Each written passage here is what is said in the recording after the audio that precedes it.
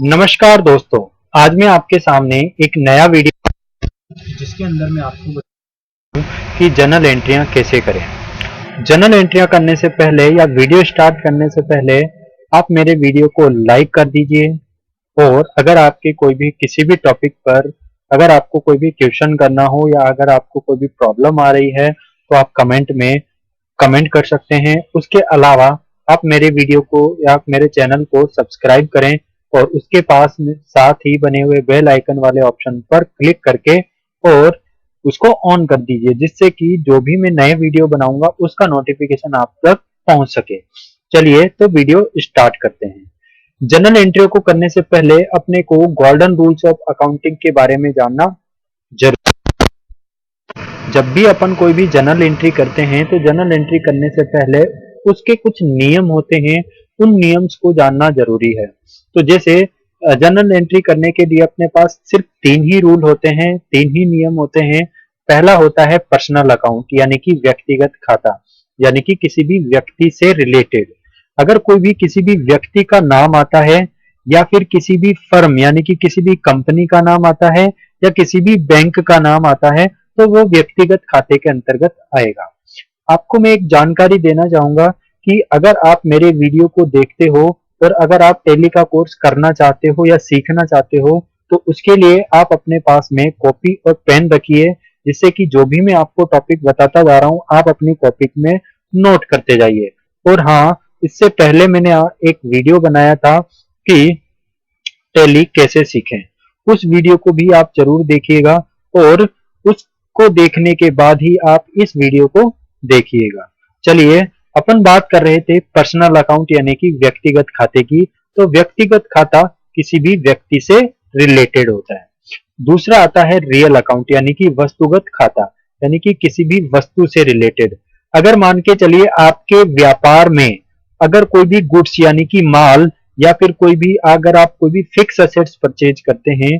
Fix assets के बारे में मैंने आपको पहले वाले वीडियो में, आपको गुड्स के बारे में मैंने आपको पहले वाले वीडियो में बता दिया है, तो आप उस वीडियो को जाकर देखें, उसमें आपको समझ में आएगा। तो यहाँ पर अगर अपन बात करें कि गुड्स की अगर अपन बात करें या किसी भी टाइप के फिक्स असेट्स की अगर अपन बात करें या अगर अपन बात करें केस की, तो वो रियल अकाउंट के अंतर्गत आता है।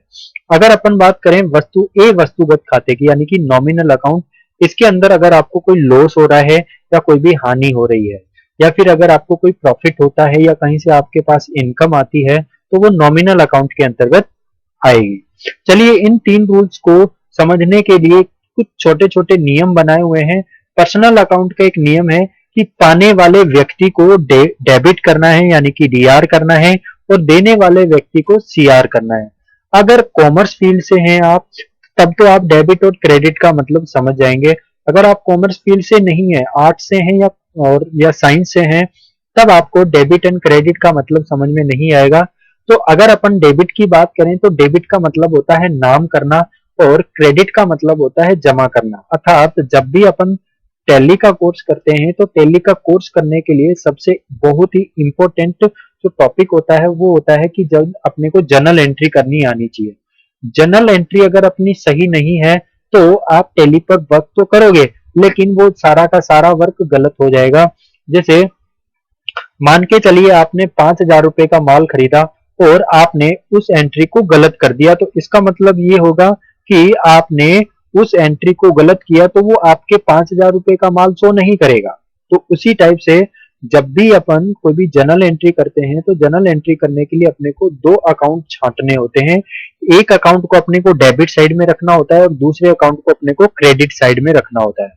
तो उसी प्रकार से तो एक अकाउंट को जब वो पर्सनल अकाउंट में जाएगा तो उसको अगर वो पाने वाला व्यक्ति होगा तो डेबिट करना है, अगर वो देने वाला व्यक्ति होगा तो उसको क्रेडिट करना है। अगर अपन बात करें रियल अकाउंट की, तो रियल अकाउंट की अगर अपन बात करें तो रियल यानी कि वस्तु से रिलेटेड। अगर आपके पास वस्तु आती है तो उसको डेबिट कर दीजिए, अगर आपके से वस्तु जा रही है तो उसको क्रेडिट कर दीजिए यानी कि सीआर में रखना है, और जब आपके पास वस्तु आ रही है तो उसको डीआर पक्ष में रखना है। अगर अपन बात करें नॉमिनल अकाउंट की, तो नॉमिनल अकाउंट के अंदर अगर आपका कोई खर्चा हो रहा है या अगर आपको कोई हानि होती है तो उसको आप डेबिट कर दीजिए, और अगर आपको कोई भी मुनाफा यानी कि लाभ हो रहा है या कहीं से आपकी इनकम आ रही है, तो आप उसको सीआर पक्ष में रख दीजिए। तो इन रूल्स को समझने के लिए आज अपन कुछ जर्नल एंट्रियां देख लेते हैं कि पहली जर्नल एंट्री आती है कि श्याम ने 50,000 रुपए से व्यापार प्रारंभ किया। इस क्वेश्चन के अंदर अपने को सबसे पहले दो अकाउंट छांटने हैं। तो इसमें से दो अकाउंट छांटेंगे कि श्याम ने 50,000 रुपए से व्यापार प्रारंभ किया। मैंने आपको कल के वीडियो में यानी कि इससे पहले जो वीडियो बनाया था उसके अंदर बताया था कि मालिक द्वारा व्यापार में लगाई गई पूंजी, जब भी कोई भी मालिक व्यापार स्टार्ट करता है या व्यापार के अंदर कुछ भी पूंजी यानी कि कुछ पैसा लगाता है, तब उसको अपन बोलते हैं कैपिटल अकाउंट। तो यहाँ पर अपन ने एक अकाउंट छांट लिया, कैपिटल अकाउंट। तो मैं यहाँ पर लिख लेता हूं कैपिटल अकाउंट।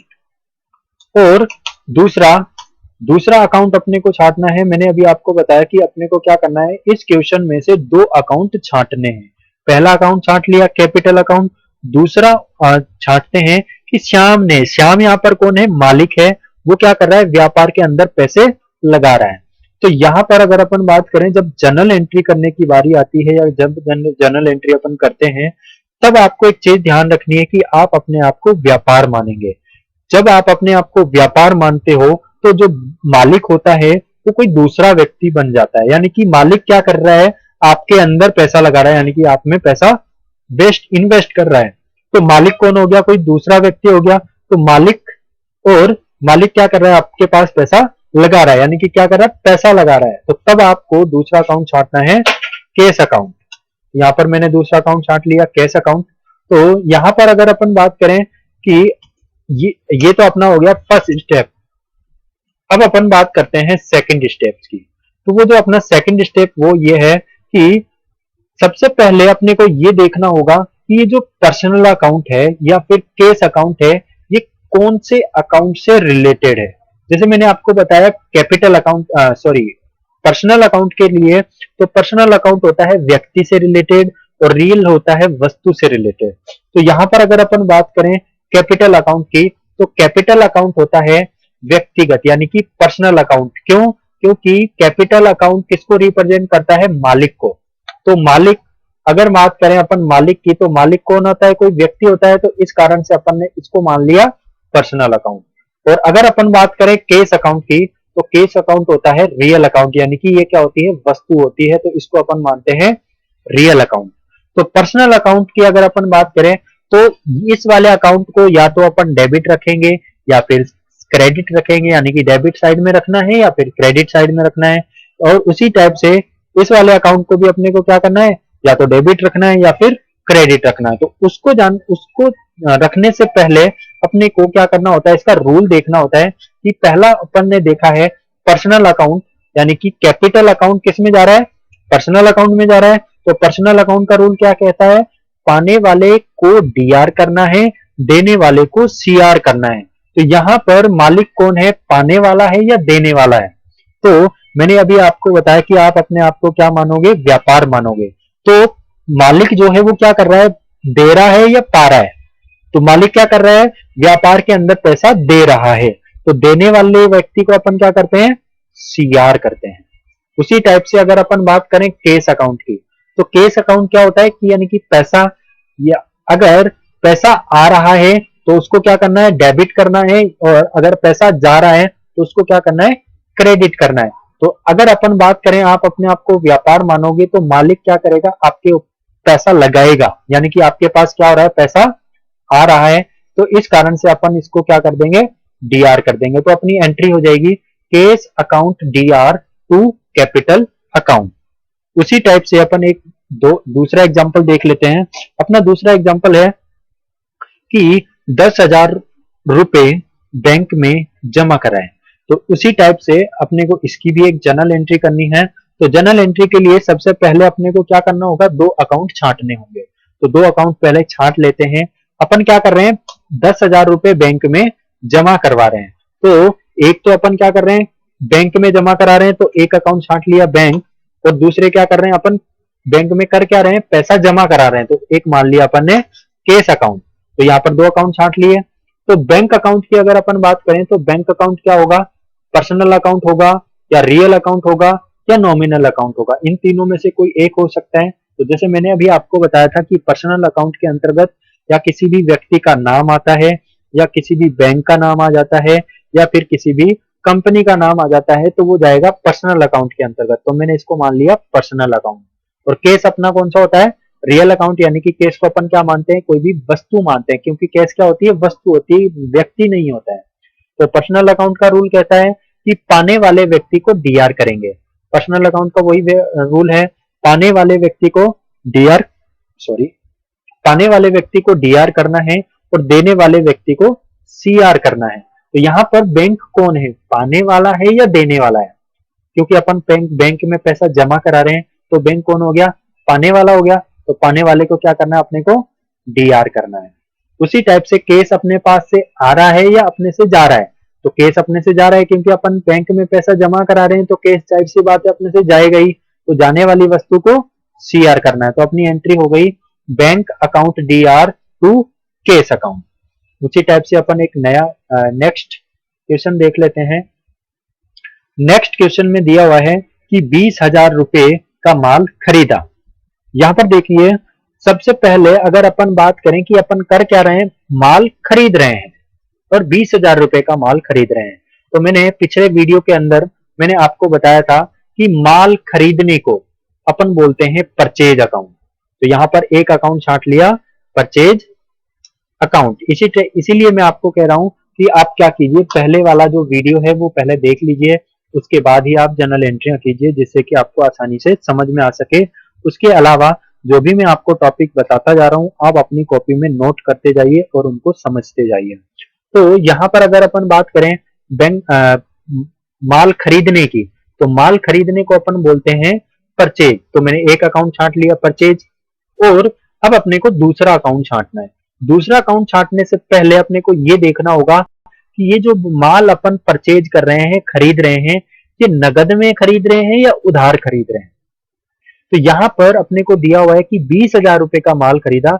यहाँ पर अपने को पता नहीं चल रहा है कि नगद में खरीदा जा रहा है या उधार खरीदा जा रहा है। तो इस कंडीशन में अब अपन इसको क्या मान लेंगे? केस मान लेंगे। यानी कि अपन क्या कर रहे हैं? इसको नगद में खरीद रहे हैं। तो यहाँ पर अपन ने दो अकाउंट छांट लिए। तो परचेज अकाउंट किस में जाएगा? परचेज का मतलब होता है माल खरीदना। यानी कि ये पर्सनल अकाउंट हो गया, या रियल अकाउंट है, या नॉमिनल अकाउंट है। इन तीनों में से कोई एक अकाउंट है। तो पर्सनल अकाउंट का मतलब हो गया व्यक्तिगत, यानी कि ये व्यक्ति नहीं है। रियल का मतलब हो गया वस्तुगत, यानी कि ये वस्तु है। यानी कि इसका मतलब ये हुआ कि परचेज का मतलब होता है माल खरीदना। यानी कि ये किससे रिलेटेड है? माल से रिलेटेड है, कोई वस्तु से रिलेटेड है। तो इसलिए अपन ने इसको मान लिया रियल अकाउंट। और केस को तो अपन रियल अकाउंट मानते ही है, तो इसको भी मान लिया रियल अकाउंट। तो दोनों के लिए सेम ही रूल चलेगा, यानी कि एक ही रूल आएगा। तो वो रूल है कि रियल अकाउंट का जो वस्तु आने पर डेबिट करना है और वस्तु जाने पर उसको क्रेडिट करना है।